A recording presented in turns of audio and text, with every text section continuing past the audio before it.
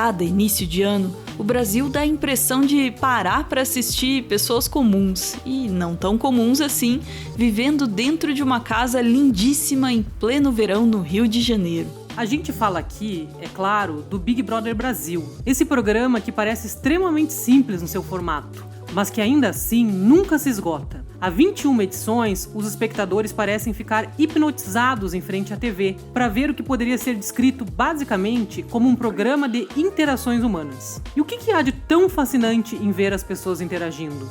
Para tentar responder isso, a gente vai falar aqui sobre a história dos reality shows. Esses programas que há pelo menos 2 décadas se tornaram uma espécie de mina de ouro para as emissoras televisivas, que sabem explorar bem esse tipo de entretenimento.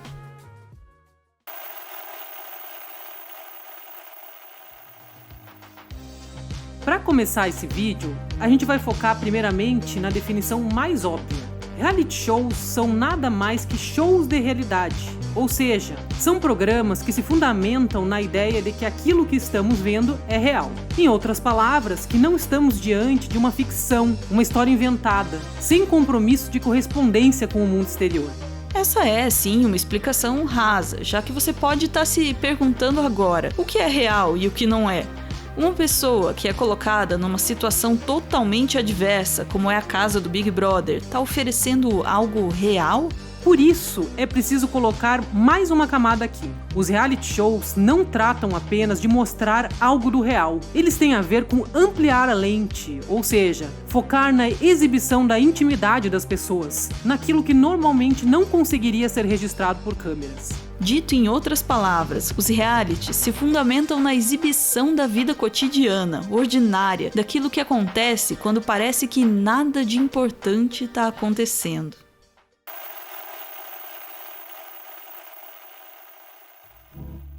A gente vai ousar aqui e propor um parentesco histórico inesperado aos programas de realidade. Os reality shows descendem, na verdade, das obras clássicas do realismo europeu, como os livros de escritores muito respeitados como Flaubert e Balzac. Essa vertente literária, que também foi chamada de realismo social, foi formada por escritores e demais artistas que criaram obras que jogavam luz sobre a vida das pessoas comuns, da classe trabalhadora, que enfrentava condições sociais adversas. Segundo o crítico literário Peter Brooks, no livro Realist Vision, o que escritores como Balzac e Flaubert fizeram foi remover o telhado das casas das pessoas comuns para que a gente pudesse espiar como é lá dentro. Peter Brooks ainda destaca: a grande sacada desses escritores foi focar na vida das pessoas não excepcionais, dos sujeitos normais e não dos grandes heróis. Ou seja, o romance realista enfocava naqueles que nunca tinham sido foco da grande literatura, que normalmente olhava para a aristocracia.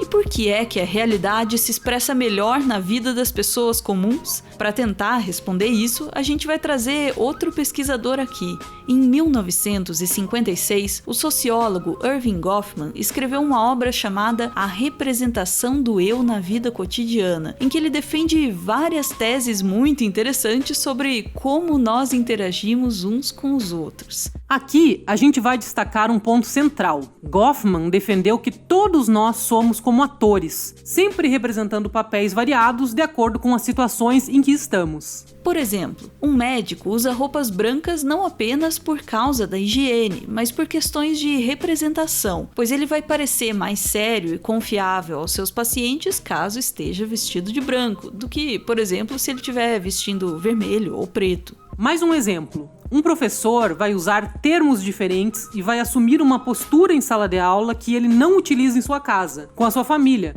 pois se fizer diferente, ele não vai ser reconhecido como um bom professor. Vale lembrar aqui que essa ideia não é exatamente nova. Um cara bastante conhecido, chamado William Shakespeare, lá pelo século XVII, já tinha dito: todo o mundo é um palco, e os homens e as mulheres são meros atores.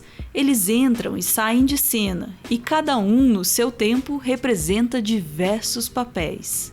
Nas palavras de Goffman, quando um indivíduo se apresenta diante dos outros, terá muitos motivos para procurar controlar a impressão que estes recebem da situação. Em outras palavras, todos nós que somos atores nos palcos da vida temos grande interesse em controlar como as pessoas nos veem. E é claro, de evitar que os outros nos enxerguem nas nossas facetas não tão bonitas assim.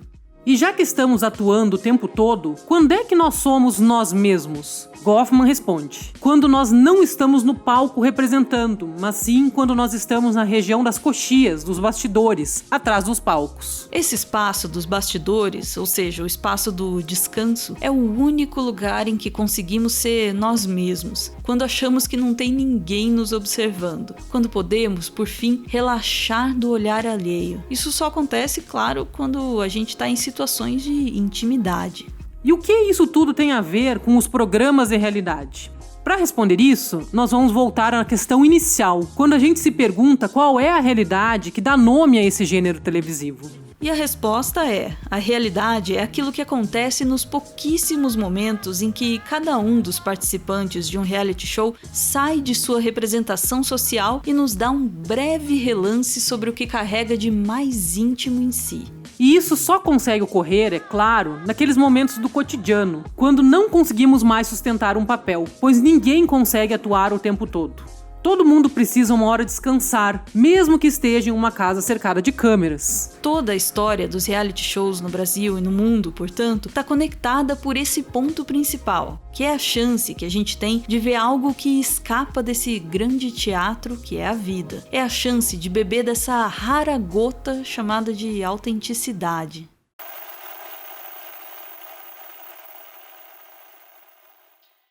Você talvez esteja pensando nesse momento: mas os reality shows não são bem diferentes uns dos outros?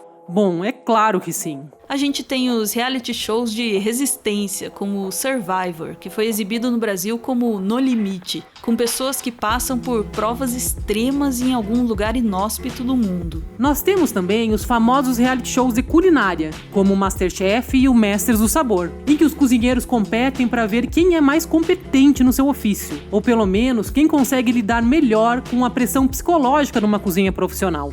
A gente tem os reality shows de vigilância, como os que mostram pessoas barradas na alfândega de aeroporto, ou o icônico Polícia 24 Horas, em que basicamente a gente vê as reações de pessoas comuns sendo constrangidas por autoridades. Nós temos também os reality shows que exploram exatamente o prazer sádico de ver algum sofrimento alheio, como os que mostram acumuladores que não conseguem jogar nada fora, ou os que enfocam na tragédia da pobreza, como o reality show Honey Boo Boo. Temos ainda os reality shows corporativos, que vendem para nós os modelos de sucesso do mundo capitalista como se fossem naturais, como O Aprendiz e Shark Tank. E claro, há a cereja do bolo, que são os reality shows apenas que exploram o puro suco da convivência humana, como o Big Brother Brasil, A Fazenda, Power Couple e o antigo Casa dos Artistas, que foi aquele programa que furou o BBB no SBT. A verdade é que nós, brasileiros, somos verdadeiramente fissurados por reality shows. Vamos pensar no caso da franquia Big Brother, da Endemol, que já foi exibida em mais de 40 países. O Brasil está entre os 5 países que mais tiveram edições do programa, junto dos Estados Unidos, Reino Unido, Espanha e Itália. Aqui no Brasil, a gente tem registrado audiências crescentes dos últimos anos, mostrando que se engana quem acha que o BBB está entrando em decadência. O tráfego de mensagens sobre o programa nas redes sociais, em especial no Twitter e no Instagram, mostra que é muito difícil sustentar que o programa esteja próximo do fim. É justamente o contrário. Já virou um meme tirar sarro de quem vê reality show ao invés de fazer algo mais útil com seu tempo. No entanto, a verdade, como você agora sabe, é que se os reality shows são tão fascinantes para nós, é porque eles tocam em questões mais profundas do que nós conseguimos expressar. Então, na próxima vez que alguém disser para você, desliga esse programa e vai ler um livro, você pode mostrar esse vídeo aqui, talvez, e contar que não tem tanta diferença assim entre ver BBB e Flaubert. Pelo menos vai dar uma ótima conversa. O roteiro do vídeo que você acabou de ver foi escrito pela Maura Martins. A Maura é doutora em Ciências da Comunicação, é artista, como demonstra esse autorretrato que a gente colocou aqui, e também é editora do portal de jornalismo cultural Escotilha. Você pode conhecer um pouco mais do trabalho da Maura lá na Escotilha, mas só se você quiser, embora eu certamente recomende.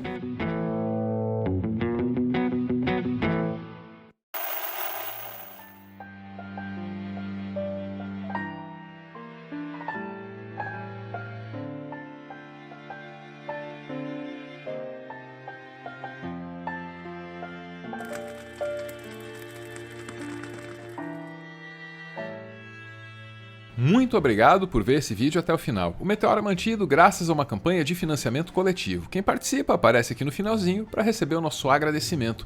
Hoje a gente está vendo aí a Simone e o Marcelo, que se dirigem à nossa audiência para dizer: desejamos novos ventos, novos tempos, mais empatia e mais clareza nos nossos corações e mentes. Obrigado, gente. Valeu!